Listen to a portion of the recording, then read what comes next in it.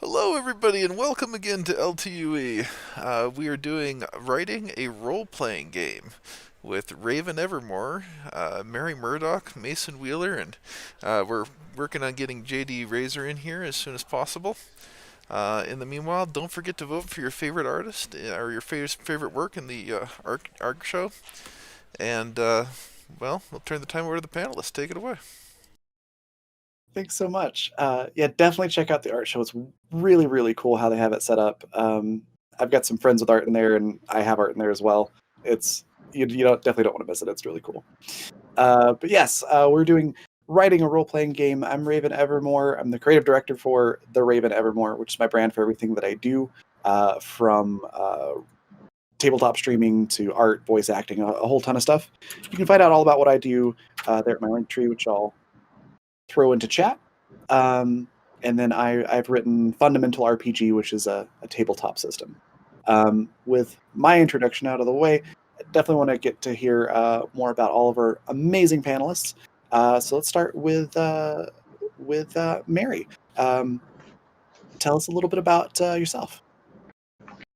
My name is Maddie Murdock. I am a freelance tabletop gaming writer. I've had contracts with game companies such as Green Ronin Publishing, working on their Expanse RPG IP. I've worked with Fantasy Flight Games on their Legend of the Five Rings RPG. And then I also have been contracted with smaller indie companies like Gallant Knight Games and Misaba Press, and then I've also have just recently signed a contract with Chaosium to work with Call of Cthulhu. So I definitely live and breathe this as a living, and so it's definitely something that I have a lot of experience. Well, maybe not a lot of experience, but I have some experience, about 7 years experience in the industry, but definitely a lot of passion. Oh, that's fantastic. Next, let's hop over to Mason. Tell us a little bit about yourself. Well, my name's Mason Wheeler. I've always been into video games, always been into programming. I sort of discovered it as a kid and thought, wow, with this I could build my own video games. And just recently finally got around to doing that. I'm currently working on building a couple different games, and RPGs have always been sort of my first love. And we talk about that, and this is why in the panel. Awesome. Thank you so much. And then last but not least, JD, tell us a little bit about yourself. I have a lot of experience in writing. I've written a lot of grants. I've written novels. I've written games. And with the Boy Scouts, I've helped with merit badge pamphlets. Cool. Diversity there. That's fantastic. All right. We'll jump into some questions right off the bat then. So first one, a pretty basic one. What got you into writing games specifically? What made you interested in it, and how did you get started? And let's we'll do reverse order. So we'll start with you, JD.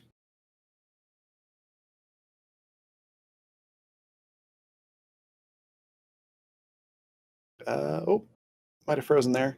You did. There we go. Now I can hear you.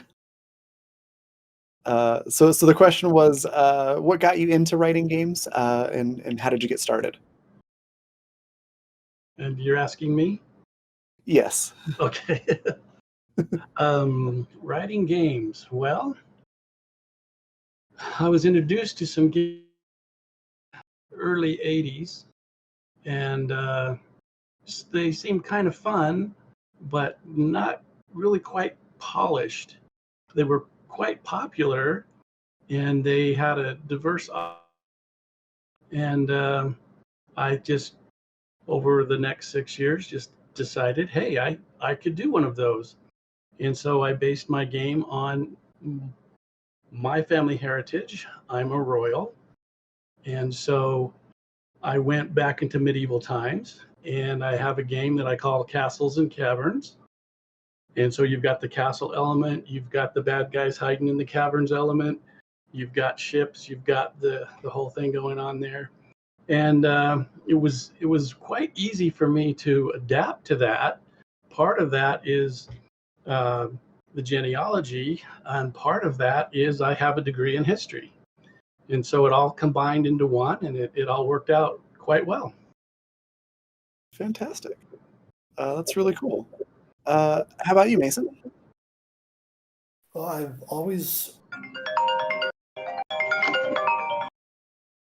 always had a big love for sweeping stories, but the sort of story where you can sort of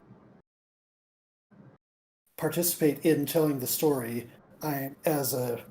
As a little kid back in the 80s, I was the world's biggest fan of choose your own adventure books, stuff like that, and always loved video games.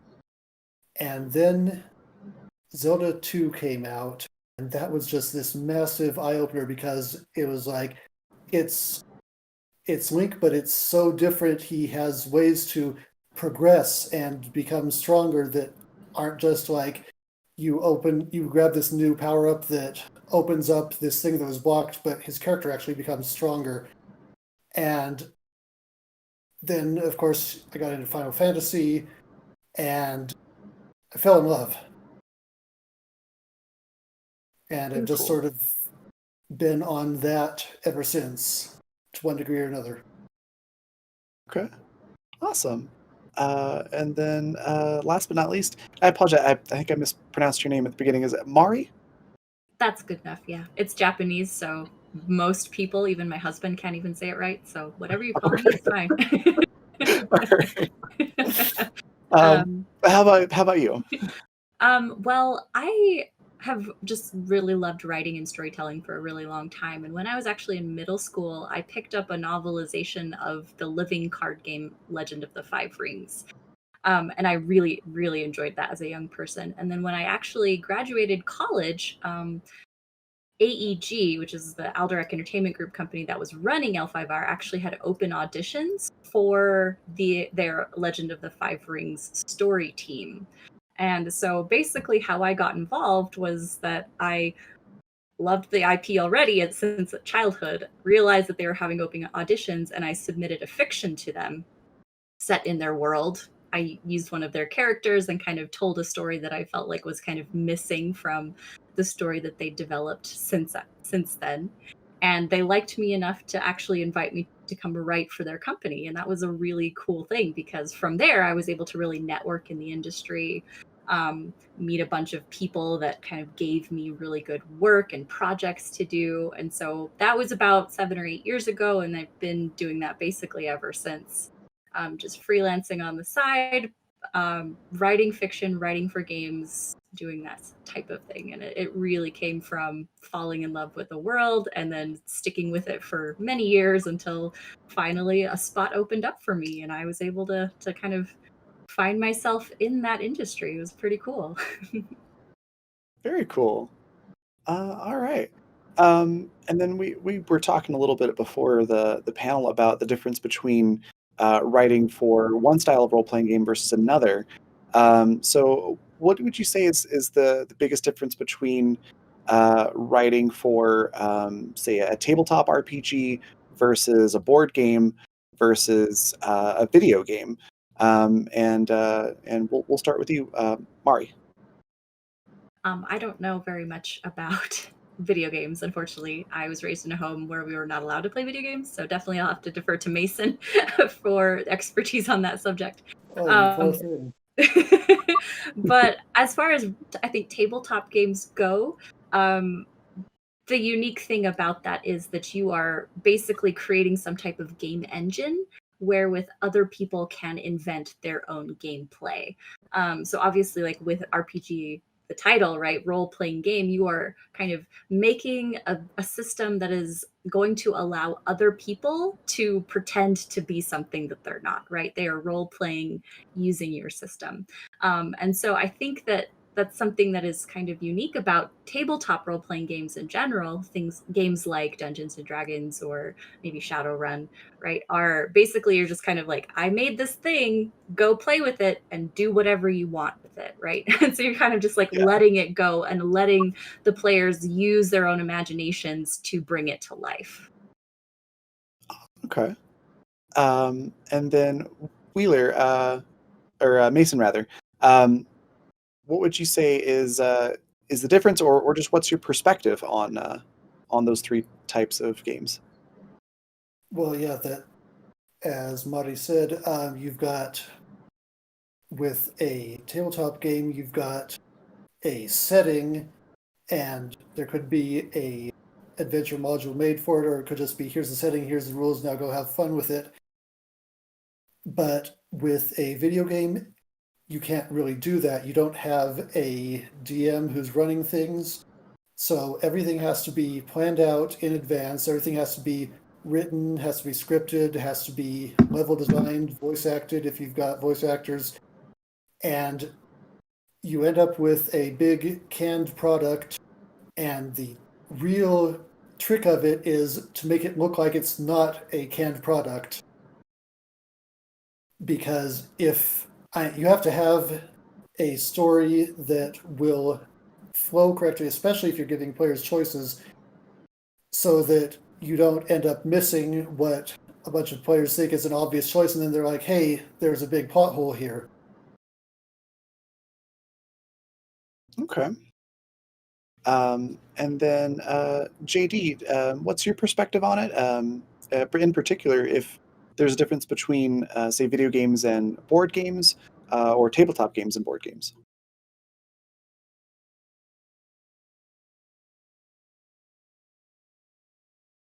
And I think might have an internet glitch there. We do. Did you catch the question? I caught the part about board games, and that's about it. Okay, so the question was, what's your perspective on all of that, and in particular, if there's a difference between, say, writing for a video game versus a board game, or even tabletop games and board games? Okay. Well, I've done some work on both that kind of area. And the one that I like the best and the one that I know the most about would be tabletop games. One that I've written is right here, this Taverns and Dungeons and Dragons. Instead of going D&D, we would be C&C. Okay, so it's a joke. There really was such a and on the English Scottish board, that's the Castles and Caverns area. So later when I wrote my novels, so I could keep the name Castles and Caverns. With my tabletop game, I set it up so that it could be kind of a family-oriented things where the parents could play with the kids. I also worked heavily with boys in the Boy Scout area, used those for beta testers, and they drew pictures and were able to expand. And as the years have passed, they've sure had a lot of cool bragging rights to be able to say this spun off from that, and I was a beta tester and all these things. So it's been really good that way. Now, board games, a lot of people don't know this, but when I was growing up, and that was here in Utah, we would have a high school tournament, and it'd be like a football team going to state, and you would send your chess team to state. And I'm a state champion 3 years. And so I know some things about, chess and board games that way. Strategies, particularly, that sort of thing, which of course is going to be really helpful if you're going to be writing things to understand strategies behind what you're writing, similar to a game with a strategy. And so it does have spillover into regular life. On video games, I'm not the guy to ask. So. No worries. All right, great answers. So next question I have is, if someone's wanting to write an RPG, regardless of format, just from your own perspectives, where's the best place to start? And again, we'll just keep doing this reverse order. So we'll start with you, JD. Okay. Well, my degree in history has been very helpful, and also my genealogy being royal. And when I say royal, we're talking unbelievable amount of royal. We're not talking anything that's realistic at all. I've literally counted where I descend from royalty on separate genealogy lines, and I am up to 310 times. Wow. Normal is 2. Yeah. So, yeah. Anyway, so it sort of gave me a head start. That sort of thing was really easy for me to understand. I believe part of that's inherited, and I've that studying.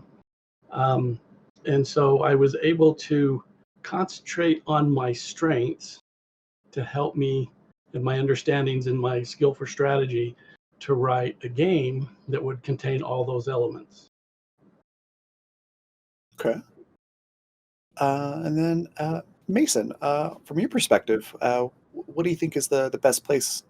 Where's the best place to start, or what should someone do first if they're wanting to write an RPG? Well, with me, it's always just sort of come up with some type of plan. It's like, okay, what's the story hook? What do I want to write? What do I want to do the story about? And then what sort of game mechanics flow from that and would make for a fun game about that kind of story? And those two just sort of feedback on each other, because then those become, you can integrate them into the story and write more story around, well, the magic works like this, the combat works like that, how does this affect the world, and so on. Okay, cool. And then Mara, your perspective. I think I really like the answers that JD and Mason just gave, because I think you can find inspiration for different types of games from anywhere. And I definitely think that mechanics are a really big driver for how an RPG works. Like, that's kind of what an RPG is. It's a specific type of role of mechanics. But for me, I also think of maybe starting with like not necessarily the world, but just kind of like what kind of person or what kind of experience is fun. Because with a role playing game, especially like a tabletop role playing game, you're asking people to pretend to be somebody that they're not, right? Whether that's in a fantasy world or a sci-fi world, or maybe just a supernatural urban fantasy setting, right? You're asking them to take on the role of someone else's life. And so I think in kind of terms of that, thinking about like what type of lifestyle or what type of world would be fun to live in is a good place to start, because I think that that really opens the doors for possibilities of like what sorts of characters your players could be drawing up. I have a really good friend in the gaming industry where he made a ton of games, and basically what he said was his kind of driving inspiration for that was specifically thinking about aesthetics, right? Like, people want to play aesthetics. So that might be something like they want to play in a cyberpunk world, or they might want to play in a sword and planet world, or they might want to play in just like an urban fantasy world, right? And so he kind of is going by the sense of like, what's the aesthetic that people would want for their characters, because that's going to be what makes them want to buy the game. And so I think, yeah, just kind of tying it with like, what do you want to be when you can pretend that you're not you, I think is a great place to start. Awesome, great answer. All right. Next question I have for y'all is, and this probably applies specifically to tabletops and video games especially. But what is different about your approach to, say, uh, an open world game or something like that? Like, say, for for a video game, or for tabletops, a game that's more open ended and sandboxy. Versus a linear story for a video game, or a linear like a campaign module for a tabletop game. And again, we'll start with you, Mari. Tabletop games, right? There's definitely a difference between like the manual that just includes like the game engine itself, so the specific rules of the world, maybe kind of some setting details, locations, maps, maybe alien races or magic systems or something like that. And then the manual is just kind of like for you to look at and then decide, all right, what can I do with this? And just like you were saying, that's kind of like the sandbox type of I guess tool to work with. And then obviously like there are things like gaming modules that have actual adventures with real characterized NPCs and maybe like specific artifacts or specific locations, specific goals and specific storylines. And that's definitely meant for a GM who maybe doesn't have time to write their own story, or who specifically, you know, wants to play a certain type of adventure, right? And so I think that within a gaming system, right, there's a lot of flexibility between the two, because there are some GMs that really like playing other people's stories because all of the tools are there, all the stats are rolled, you know, they don't have to worry about what comes next because it's written down. Whereas some GM who is maybe more of a sandbox seed player, or maybe someone that is like a discovery writer, they just kind of like go with the flow and just kind of go with what their players are doing, and they just kind of wing it while they GM. Right, then what they just need to do is figure out, okay, what are the mechanics, and I'll just let my players go, or let my imagination go where it wants. And so there's definitely just like some toolkits for different types of play styles for sure. Awesome. And then Mason, your thoughts on it? Well, with video games, it basically comes back to what I said earlier about having to have everything set out in advance. It's a lot easier to write and build a linear game in the model of Final Fantasy than an open world game in the model of the Elder Scrolls. And even then, if you look at an Elder Scrolls game, Skyrim is the most famous one. It's the one that made it really big. And for all the open worldliness that's going on, there is a well-defined linear story buried in amongst all the rest of the vastness of Skyrim. You're the Dragonborn. You have to learn your powers. You have to fight the dragons. You have to figure out some way to stop Alduin from bringing about the end of the world. And then there's all the other stuff. Yeah, okay, that makes sense. And then JD, your thoughts on it? I like what Nauri said. A toolkit. I think that's really good. Let me show you a couple of tools from my toolkit. So I have a book for the game right here in the front. You roll up your character, and I went for a fast game. 10-minute roll up is all it is. And then your first adventure. Now notice the first thing you see, and I think that's a really good part of your toolkit to keep in mind is here's another adventure. And that doesn't matter which kind of game you're talking about, you're going to need some artwork to help back that up and create that mood. Lots of folks are visual and get you where you're going. Another part of your toolkit, you have dice. If you're on a tabletop game, if you're going for a fast mom and dad playing with the kids, you're probably going to go dice, just your plain 6-sided. No problem there. Easy to get hold of. You probably have them. But a lot of games like to have, the more complicated multi-dice, which is also great. A lot of people enjoy that. And so you make some decisions and you put some things on. It's like our panelists are saying, we're building a toolkit, we're doing all the rest. The toolkit, all the rest category there. It's also fun house that kind of tells the kids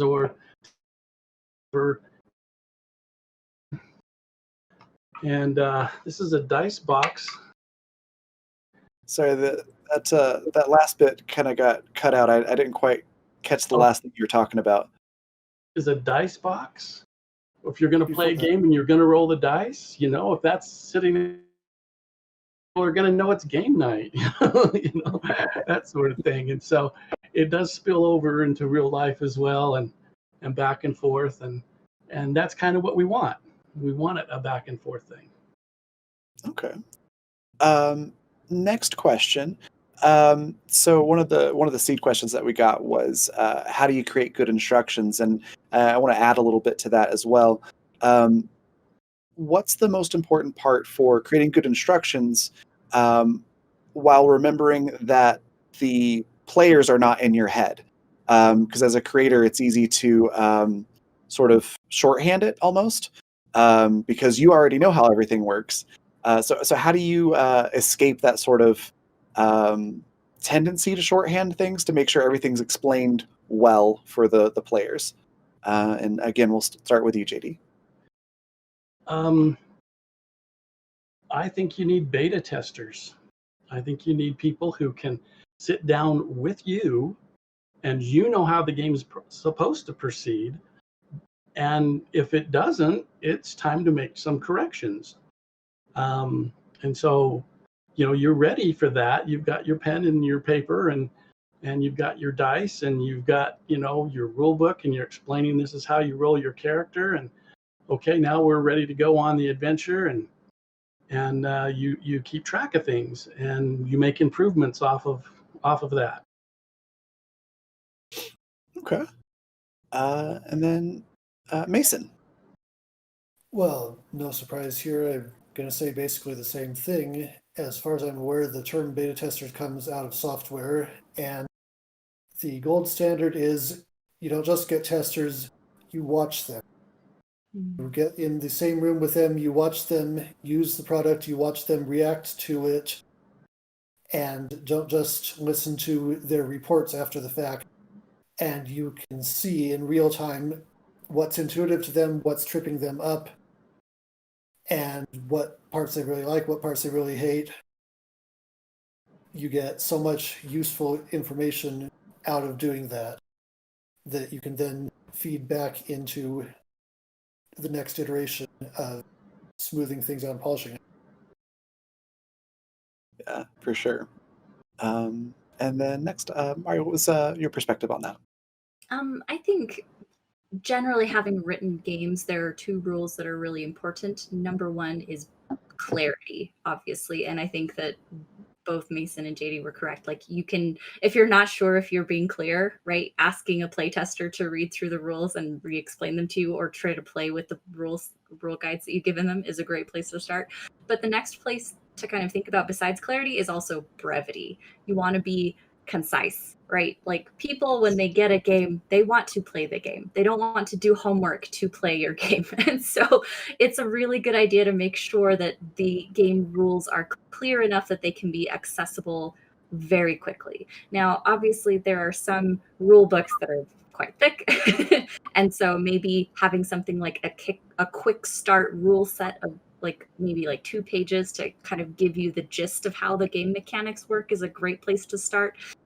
Legend of the Five Rings did that when they rebooted the L5R game, because it's a very crunchy system. There are so many rules for so many things, and so they kind of actually put out a beginner's box, basically, where you could kind of begin to start to play and learn how the game works. And then each chapter of this adventure module kind of adds more rules to kind of master as you go along. So it's kind of like a little tutorial on how to play the game, and I thought that was brilliant. So if you are going to write a super crunchy game with a lot of little pieces to it, maybe start with something simple, like an adventure module, or a quick start rule set that will allow people to instantly play, or at least play quickly, rather than having to do a ton of homework before they can start playing the game. Awesome. And then a follow-up question for that. Once you do have a play test or beta testing, and you've received that feedback from your players or your testers, how do you go about sort of processing that feedback? And then what do you do to take that feedback once you've processed it all and implement changes? Is there Is there a certain process that you follow for that, or particular things that you look for, and that sort of thing? And again, we'll reverse order. So, Mari. I think a good thing to remember is that just because your playtesters or your beta testers say something, that doesn't mean that they are necessarily the voice that is law, right? Like, you don't want to follow everything that your beta testers say. I think it's really important to notice trends. So if you have a bunch of playtesters saying the same thing, that's definitely something that has a lot more weight behind it. But I think really what you want to be focusing on is, did the playtesters break my game? If they did, what can I do to make sure that that doesn't happen? Or if they did, is there something that I can use to maybe make that better in some way? But definitely don't just, take at face value everything that they say, because it could just be that maybe they just don't like that particular game. And if that's the case, then maybe your game isn't for them. But definitely decide what you're going to do with the specific comments that you get. Decide, is this a comment that multiple people are having and so it's something that I should fix? Is this a comment that has to do with the mechanics of my game, so they broke the game and the game doesn't work anymore, or it doesn't work in the way that I thought it did, and that's something that I should fix? Or is this just one or two people that just kind of have a personal preference for how they wanted the game experience to go, and that wasn't really what you were going for anyway? And if that's the case, then you can kind of separate out the really helpful comments from the not so helpful comments. I think that's a great place to start. Fantastic answer, yeah. And then Mason, what are your thoughts? Well, as a programmer coming from a software development background, I would treat feedback from beta testers as essentially bug reports. Just look at it, figure out, is this a real problem or is it a user error? If it's a real problem, is it something that I can consistently reproduce? What would be the best way to fix it? And Maddie had a very good point there of, just because they say there's a problem here doesn't mean it's actually a problem. It could just be that they have a different idea of what kind of game they want to be playing than the kind of game you want to be writing. And so make sure to always take that into effect. All right. And then JD, your thoughts on processing feedback from playtesters, and do you have a process for how you implement that feedback in your changes? Yes, concerned with coming up with the adventures was the timing. And so our first adventure that we set is a tower adventure. Now it's a tower and you go up level after level, and that you can change the rooms around as you need to. If there's one level that's too intense, then you can move things and change things around, having a consistent speed and a consistent buildup, rather than too random. I'm stuck, this is getting boring. And so that's how we dealt with that problem.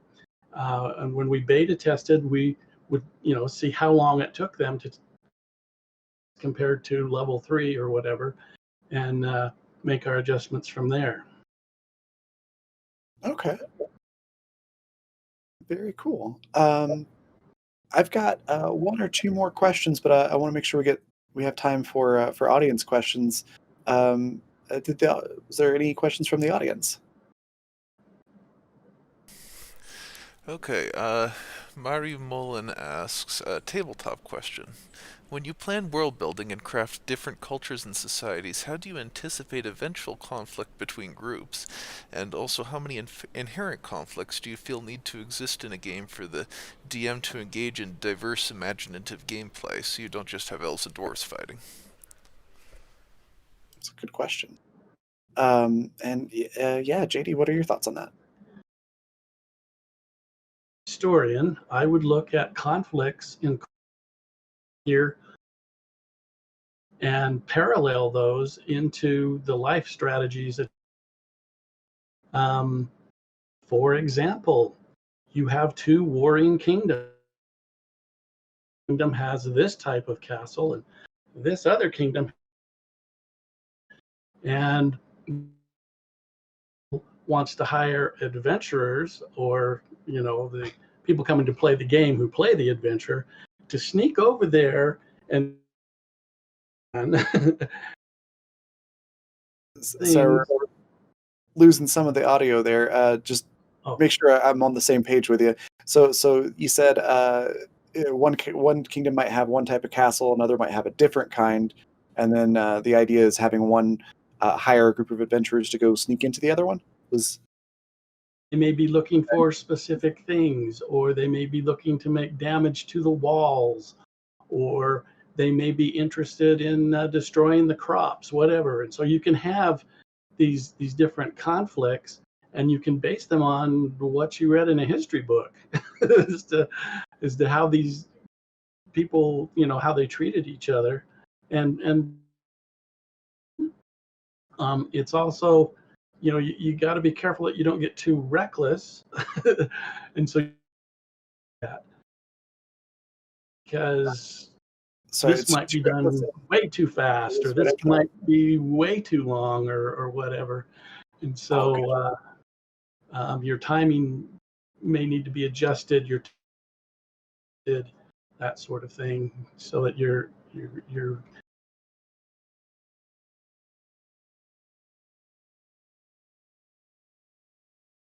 and I think we lost the last bit. The timing may be adjusted. So, and then what was right after that?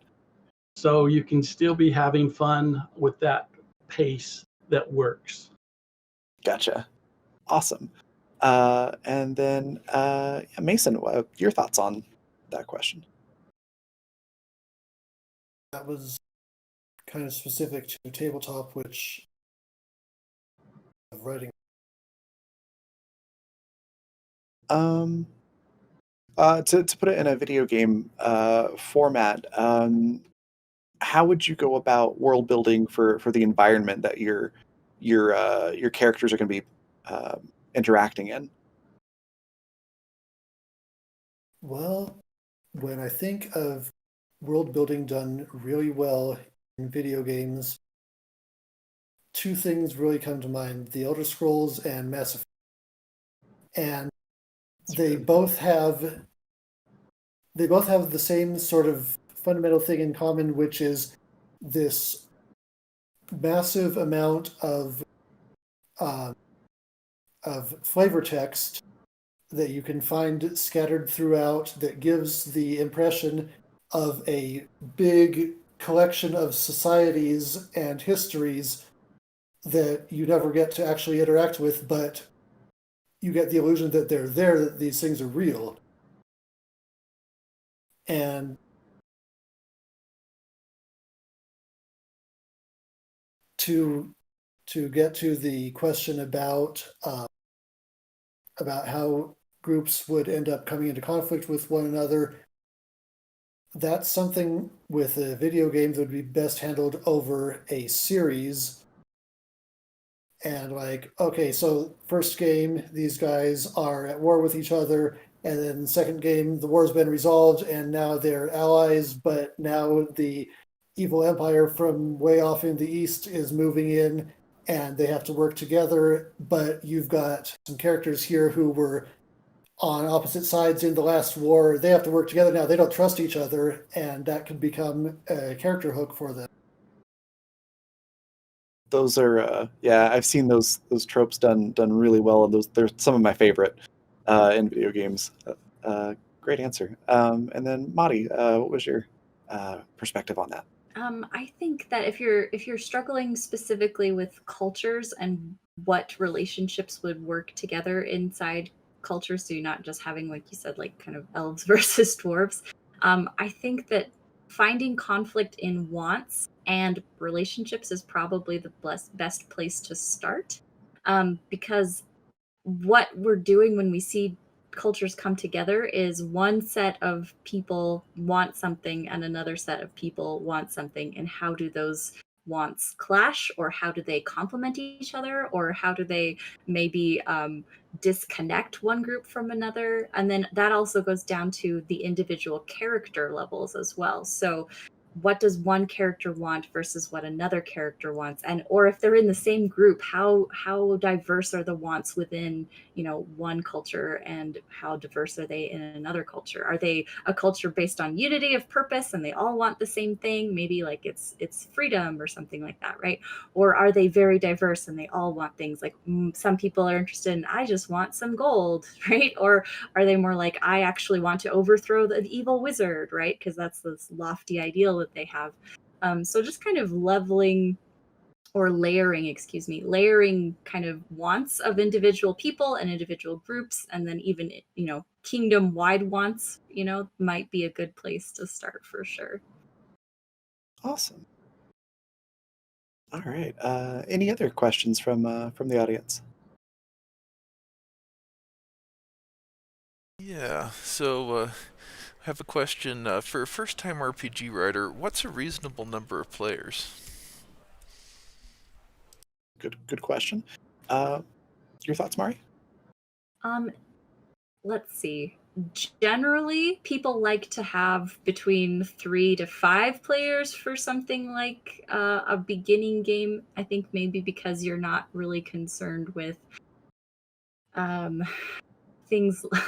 I guess, I don't know. I think it is a preference thing for a GM and not necessarily something that you need to worry about as a game writer. But I think something that you should consider when you're kind of deciding how many people should play my game is, how long do individual turns take? So if you are worried about that with regards to writing a game, just think about like combat. Is combat that's something that, maybe each person's turn takes like 3 minutes, or is this something that only takes 2 seconds and then you're kind of moving through it? Because obviously, like, if you have more players, right, that means that turns take a lot longer. There's a lot more space in between people's turns, and then they might get bored while they're waiting for 6 other people to take their turns, right? So maybe considering mechanics in terms of like, how long does it take for my players to make choices, and then deciding like, is that too long? And if that's the case, then maybe you should scale back how many players potentially could play the game. But I do think that if you're writing a game, maybe not necessarily considering how many people will play it, because I think people are just going to play with their friends anyway. They're not really concerned about that. But I think that might be just something to consider. Yeah, makes sense. From say a video game perspective, how do you choose if you're wanting a single player game versus like a 2 player co-op, or a lot of different players, anywhere up to even an MMO for an RPG? That's largely a question of scale and of resources. To build an MMO takes a huge commitment of resources. It's why they only tend to come from good-sized studios, because the whole problem I mentioned way back at the beginning of having to write a canned plot that doesn't feel like a canned plot, that gets exponentially harder when you've got multiple people in there. And let's be honest, most MMOs are not very good at it, It's fair. because you've got 2 needs that are very much in tension. One is to have a what feels like a real storyline, and the other is to have multiple players who are interacting with each other. And so, you can't go in and kill the evil wizard if I've already killed the evil wizard, because then he's dead. So you end up with this big tangled ball of MMO causality where the evil wizard just respawns. Yeah, there definitely a certain suspension of disbelief involved with that for sure. Uh-oh, we might have lost Mason for a moment here. While we're waiting for Mason to get back, JD, what are your thoughts on choosing how many players should be in your game when you're starting out? Okay, what I find is 3 to 5 works the best, just like Mallory has discovered. Um, if you have an experienced GM, you can go a little more, but that GM needs to, keep in mind as they're playing, I've got to speed this up a little more than I normally would, just to keep us, on a good pace. And so, but 3 to 5 seems to work out. That just seems to be the magic number for me. Makes sense. Yeah. I'm trying to think. For my game system, I didn't really have a set number, but as a GM, I also find like 3 to 5 to be the magic number for tabletops for me as well. Sometimes 6, but once you start getting past that, it seems to what you were mentioning about the problems with turns taking too long. That seems to be an issue at that point, I think, with a lot of tabletop games. Um, all right. Just got a time for a couple more questions, or maybe just one, depending on how long it is. Any other audience questions? Let's see. Yeah, there's a few others. Let's go with how does writing an open world or a sandbox game setting where the players are intended to be in conflict differ from writing when you intend the players to cooperate? Oh, good question. JD, we'll start with you on that one. So we're talking about a conflict with a larger group, say a castle or a cavern, but our group needs to be a team. That's how. Yeah, I believe it was. How do you write a story or a game where the two sides are competing versus two sides are co-op or cooperating? Okay. I've always gone with the cooperation effort, unless I've got two kingdoms competing, and then I plot twist, and that's this king hired you to go make problems for that king, and here is the key to the secret door.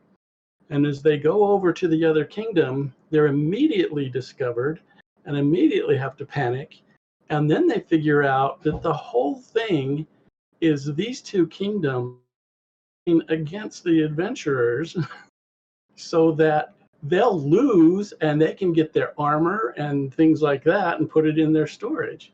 So I like that little plot twist. And so then you've got to figure out your little group of adventurers has really got to come together as a team, because now they're taking on two castles. And how can we use this key to misdirect them and things like that? So you do it. So we started off with our question, and I just complicated it in a bigger way.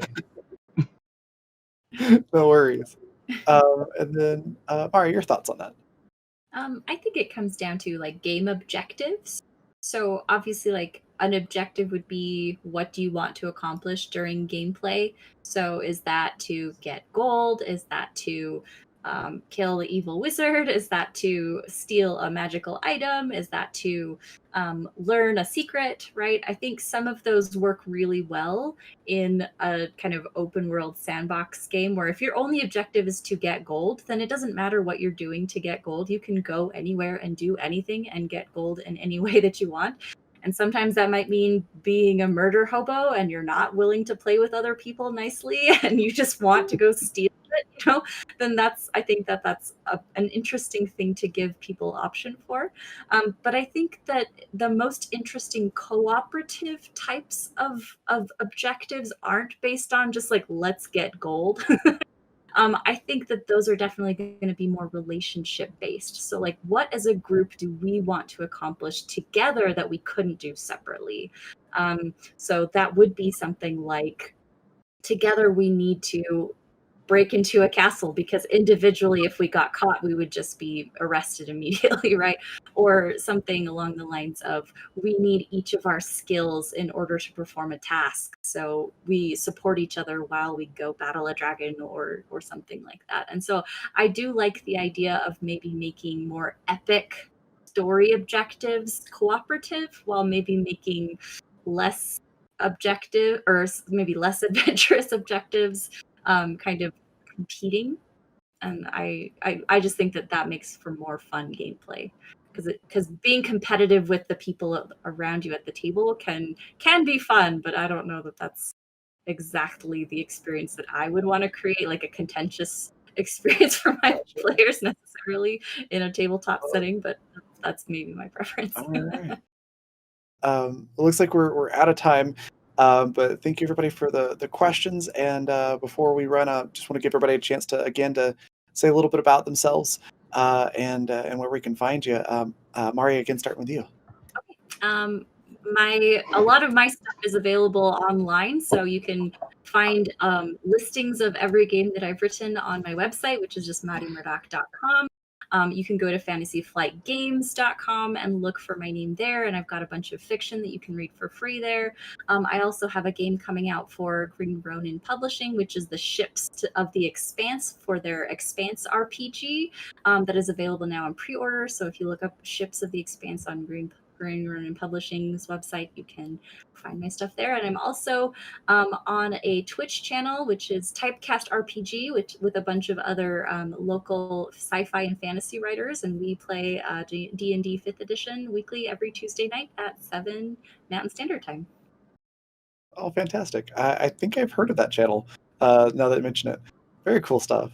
And then Mason, a little bit about you and where people can find you. Well, development stuff, publishing as Stormhunter Studios, stormhunterstudios.com. Got one game out at the moment, and a second one is in the works. And you can look it up there if you're interested.